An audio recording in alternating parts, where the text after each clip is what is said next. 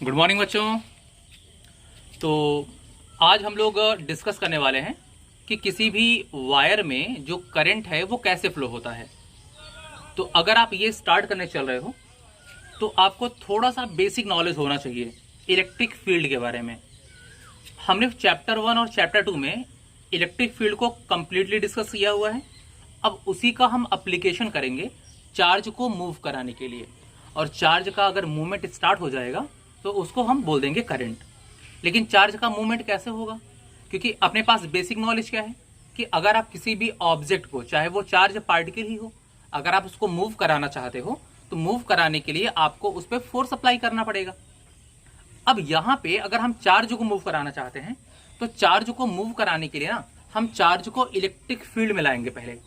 और चार्ज अगर electric field में आएगा तो अपन पहले से जानते हैं कि फील्ड में अगर कोई भी चार्ज पार्टिकल आएगा तो चार्ज पार्टिकल पे फोर्स लगेगा।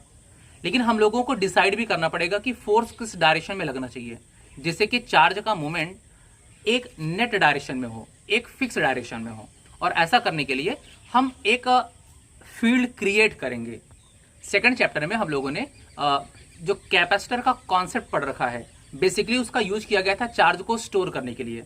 और अब मैं उसी कैपेसिटर को यूज करके सेल या फिर बैटरी बना चुका हूं, और उस बैटरी को हम यूज करेंगे as a source of energy के रूप में। तो चलो हम देखते हैं कि किसी भी वायर में जो करंट है वो कैसे फ्लो होता है। और आज की क्लास में हम ये डेरिवेट भी करेंगे कि कोई भी इलेक्ट्रॉन किसी कंडक्टर के अंदर किस स्पीड से मूव करता है, जिसको हम लोगों ने लास्ट लेक्चर में ड्रिफ्ट वेलोसिटी के नाम से बोला हुआ था। तो आज की क्लास में ड्रिफ्ट वेलोसिटी का भी कैलकुलेशन करेंगे। तो चलो एक बार मैं फटाफट रिमाइंड करा देता हूं। सबसे पहले ये एक हो गया कंडक्टर वायर, और कंडक्टर की मीनिंग ये है कि जिसके पास फ्री इलेक्ट्रॉन हो, काफी ज्यादा हो, इसके पास फ्री इलेक्ट्रॉन्स होने चाहिए।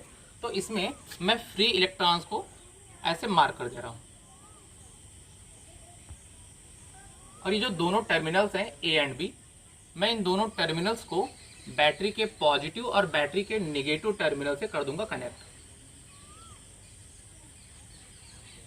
अब जैसे आप इसको बैटरी के पॉजिटिव टर्मिनल से कनेक्ट करोगे तो जो इसका टर्म ए है, वायर का जो ए वाला टर्मिनल है, ये आ जाएगा पॉजिटिव इलेक्ट्रिक फील्ड में, क्योंकि यहां पे पॉजिटिव चार्ज होगा। तो यहां बन जाएगी पॉजिटिव इलेक्ट्रिक फील्ड, और जो निगेटिव टर्मिनल होगा वो यहां पे बनाएगा नेगेटिव इलेक्ट्रिक फील्ड।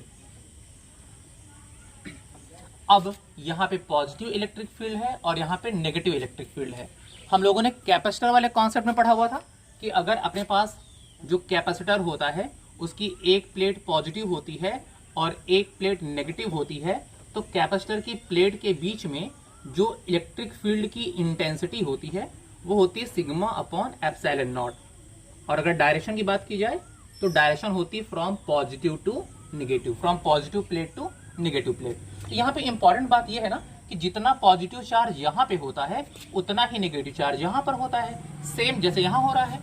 जितना पॉजिटिव चार्ज आपके जो टर्मिनल ए पे होगा उतना ही नेगेटिव चार्ज टर्मिनल बी पर होगा। तो सिचुएशन क्या होगी कि बीच में, यानी कि आपका जो वायर है, ये पूरा वायर अब आ गया है एक इलेक्ट्रिक फील्ड में, और इस इलेक्ट्रिक फील्ड की जो इंटेंसिटी है ये होगी सिग्मा अपॉन एप्सिलॉन नॉट। वैसे हम लोगों ने इंटेंसिटी का जो रिलेशन है वो वोल्टेज के साथ भी पढ़ रखा है, that is V upon L. L को क्या बोलेंगे, लेंथ ऑफ कंडक्टर, और V को बोलेंगे जो मैंने यहाँ पे बैटरी कनेक्ट की हुई है इसका वोल्टेज। अब क्या हो गया कि आपका जो वायर है वो इलेक्ट्रिक फील्ड में आ गया है, और इलेक्ट्रिक फील्ड में अगर कोई भी कंडक्टर वायर आएगा तो इसका जो इलेक्ट्रॉन होगा, इस इलेक्ट्रॉन पर फोर्स लगेगा, क्योंकि इलेक्ट्रिक फील्ड है और वहां पर एक चार्ज पार्टिकल है। तो इलेक्ट्रिक फील्ड में किसी चार्ज पार्टिकल के आने से चार्ज पार्टिकल पे फोर्स लगता है, जो हम लोग पहले भी डिस्कस कर चुके हैं, उसको इलेक्ट्रिक फोर्स बोला गया था। तो जो अप्लाइड इलेक्ट्रिक फोर्स है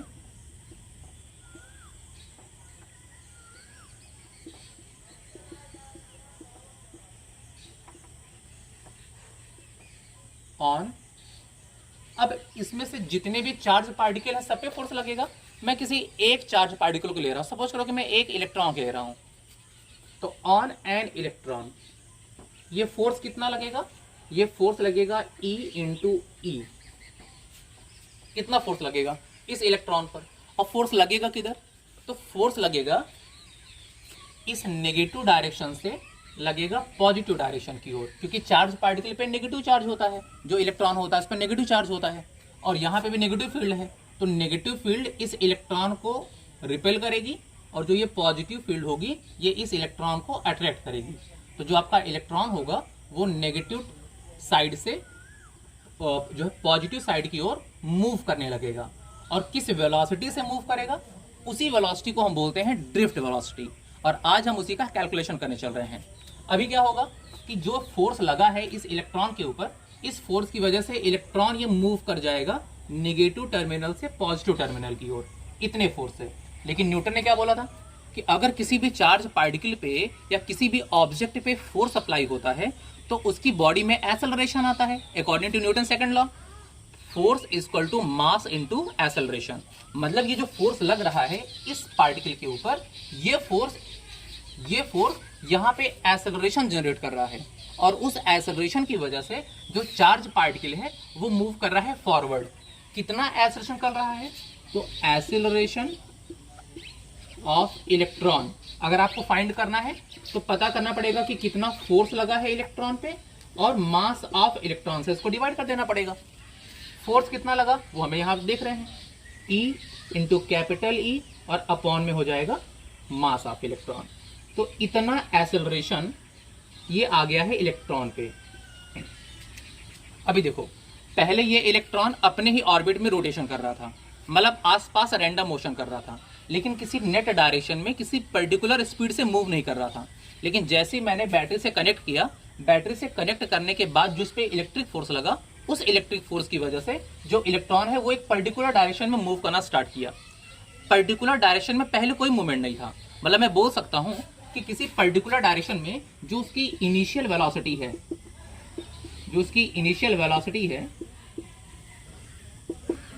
ये 0 थी। लेकिन मैंने जब यहाँ पे बैटरी कनेक्ट किया तो उस फोर्स की वजह से इसकी जो इसकी पोजीशन है वो शिफ्ट होने लगी, और कितने एक्सेलरेशन से शिफ्ट होने लगी, उस एक्सेलरेशन को हमने पता कर लिया है, वो है E into E upon mass of electron. तो अगर मैं देखूं कि इलेक्ट्रॉन को यहां से चल के यहां तक पहुंचने में अगर टाइम स्मॉल t लग रहा हो, जो टेकन टाइम है ये स्मॉल t हो, तो अब हम पता कर सकते हैं कि स्मॉल t टाइम लगा होगा, स्मॉल t टाइम के बाद इलेक्ट्रॉन कितनी स्पीड गेन कर लेगा। तो जो स्पीड गेन कर लेगा उसी को बोला जाएगा ड्रिफ्ट वेलोसिटी, यानी कि जो ये फाइनल वेलोसिटी गेन कर लेगा उसको बोलेंगे ड्रिफ्ट वेलोसिटी। अब हमारे पास इतना डेटा है, और मेरे पास इनिशियल वेलोसिटी है इलेक्ट्रॉन की, इलेक्ट्रॉन का एक्सेलरेशन है, और आफ्टर टाइम t वो जो वेलोसिटी गेन कर रहा है मेरे पास वो वेलोसिटी भी है। अब मैं इक्वेशन ऑफ मोशन को यूज कर लूंगा और सिंपली सॉल्व हो जाएगा।